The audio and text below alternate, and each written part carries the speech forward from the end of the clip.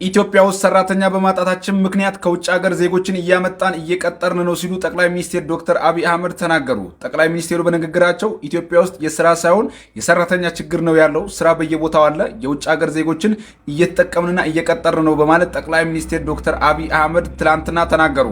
በትላንትናው ዕለት በገላን ጉራ ኢንዱስትሪ ፓርክ የምረቃ ስነ ስርዓት ላይ ጠቅላይ ሚኒስትር ዶክተር አብይ አህመድ ባስተላለፉት መልእክት ላይ ኢትዮጵያ ውስጥ ሰራተኛ ማግኘት እጅግ ከባድ ነው በማለት ተናግረዋል።